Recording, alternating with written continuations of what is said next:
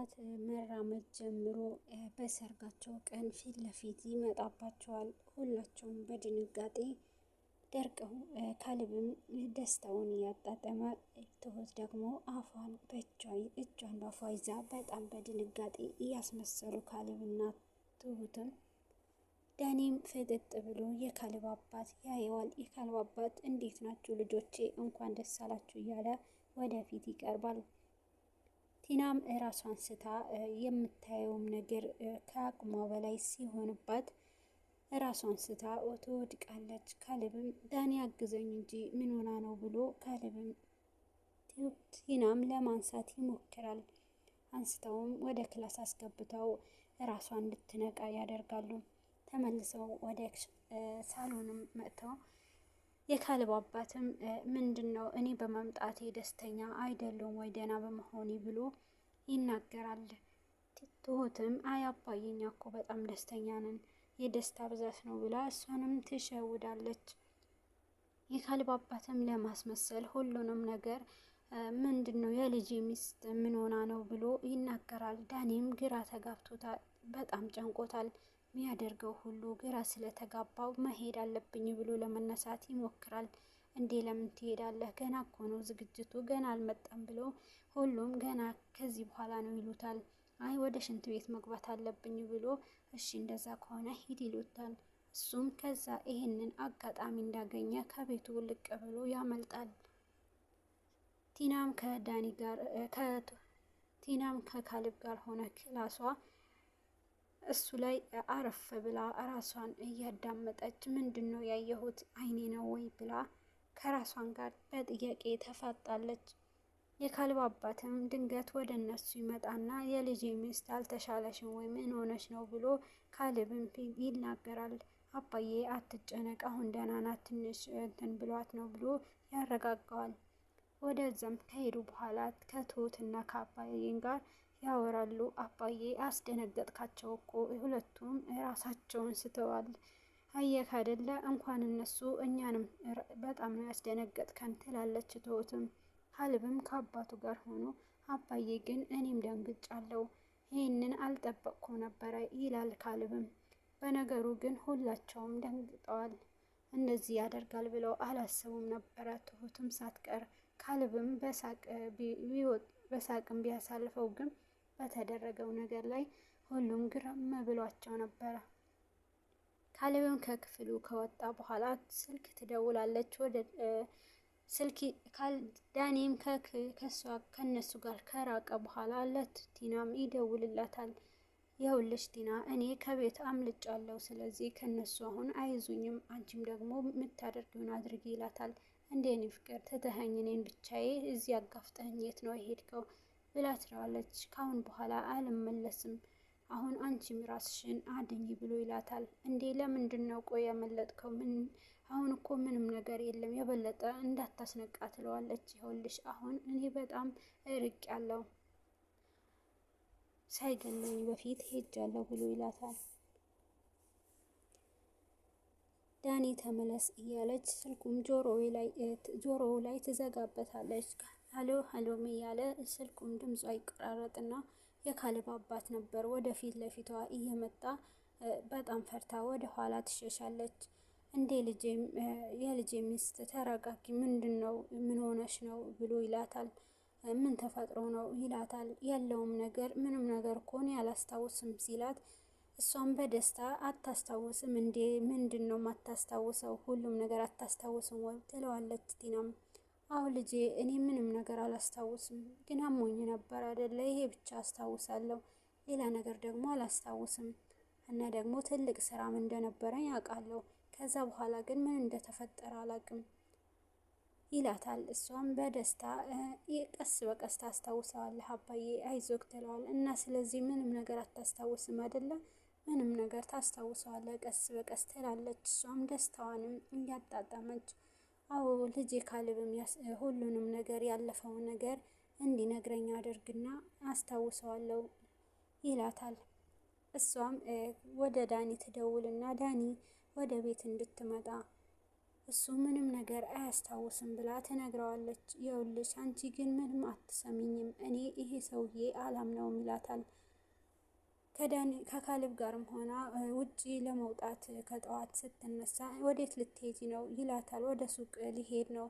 እሺ የምትፈልጊው ነገር ካለ እኔ ያመጣልሻለሁ ብሎ ካሌብም ይላታል። አይ እኔ እወጣለሁ፣ እኔ ፍቅር፣ እኔ ወጥቼ በዛውም ዳኒን ይዤው እመጣለሁ ብላ ትወጣለች። ከዳኒ ጋርም ትገናኝና ይኸውልህ እሱ ሰውዬው ምንም ነገር አያስታውስም። አሁን ላይ ግን እቅዳችን ለማስተካከል ደግሞ ትክክለኛ መንገድ ይሄ ነው።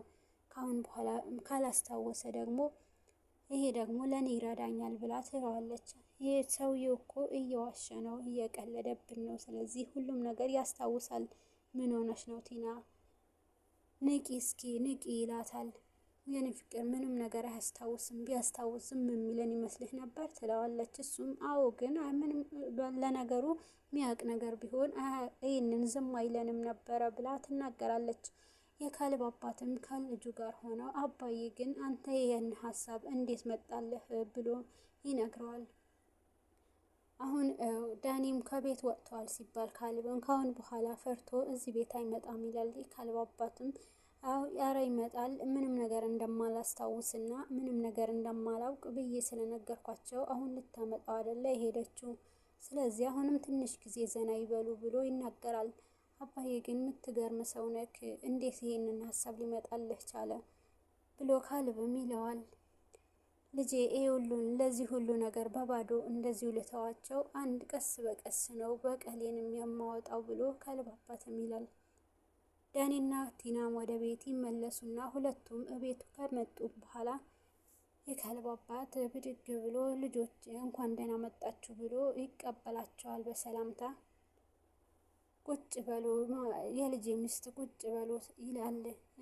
ይሄ እኮ ቲና ናት፣ ስሟ ቲና ነው አባዬ፣ እሱስ ይሄ ልጅ ማን ነው ብሎ ለካሌብም ይጠይቀዋል። አባቱም እሱ የቲና ወንድም ነው፣ ስሙ ደግሞ ዳኒ ይባላል ብሎ ሊያስተዋውቃቸዋል። እሺ በቃ ቲና ወንድምሽንም ሁለታችሁ እንኳን ደህና መጣችሁ ብሎ በሰላምታ ይቀበላቸውና የውለት እህትህን በጣም ስትንከባከበኝ ነበረ፣ እስካሁን ድረስ ስትንከባከበኝ ከትሁትም ከሷ ነው ይሄ ደረጃ ያደረሱኝ። ካሁን በኋላ ግን አንተ ትንከባከበኛለህ፣ ተቀይሜሃለሁ፣ አልተንከባከብከኝም አይደለ ብሎ ይለዋል። ዳኒም ይደነግጣል። የመደንገጥ ስሜት ፊቱ ላይ የሚታይበታል። ድንጋጤው ከአቅሙ በላይ ሆኖ እሺ ብሎ ያሳልፋል። ካሌብም ወደ ስራ የሚሄድ ራቅ ያለ ወደ ፊልድ ምናምን የሚሄድበት ጊዜ ደርሷል። ግን አባዬ እኔ አንተን እንዴት ትቼህ ነው የምሄደው? አላምንም ብሎ ይላል።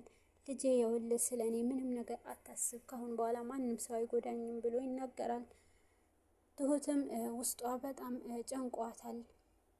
ካሁን በኋላ ቃልም የገባላት የነበረ የካሌብ አባት ይህን ነገር ካሁን በኋላ በዚህ ሰርግ ቀን ያበቃል ብሎ ነበርና እሷ ግን ይህንን ሲቀጥል አልወደደችውም። ቲና የተለየ ሌላ ነገር ደግሞ እያሰበች ስለሆነ ውስጧ ለሷም ነግራታለች። ለቲናም ለትሁትም የውልሽ እሱ አሁን ቆመዋል፣ በእግሩ ሄደዋል፣ ግን አያስታውስም። ይሄ ደግሞ ለእኔ ከምንም በላይ ከዛም በፊቱ በላይ ይጠቅመኛል ብላ ለትሁት ትነግራታለች።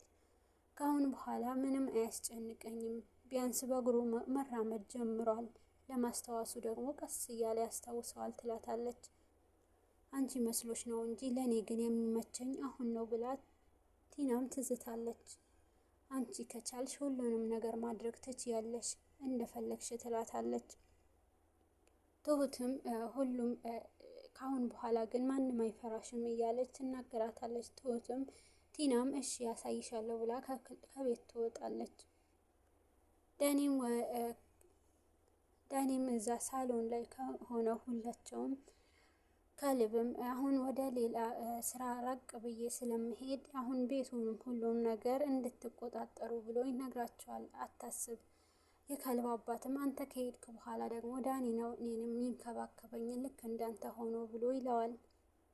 ካሌብም እሺ በቃ ብሎ ሁሉም ሻንጣዎቹን ካዘገጃጀ በኋላ ቲናም ከዳኒ ጋር የምታሳልፈውን እሱ ከሄደ በኋላ ብቻ እሱ ከዚህ ቤት ይውጣ እንጂ እሱ ካሌብም ከቤት ከወጣ እሱን እንዴትም አድርጌ በእጁ ያለውን ነገር ባዶ አስቀርበታለሁ፣ እንዲፈርምልኝ አደርግና ሁሉም ነገር ባዶ አስቀረዋለሁ ትላለች።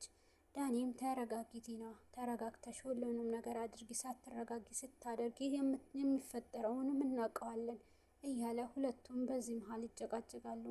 ግን ዳኒ አላበዛኸውም እንዴ? በጣም እየፈራህ እኮ ነው። እኔ እኮ ነኝ የማደርገው፣ ስለዚህ አንተ ምን አስጨነቀህ ብላ ትላለች። እሺ ካሁን በኋላ እኔም አያገባኝም ብሎ ይላል። የጀመርነው አንድ ላይ ስለሆነ አንድ ላይ እንጨርሳለን፣ ደግሞ ለምንድን ነው ወደ ኋላ የምታፈገፍገው ብላ ትቆጣዋለች።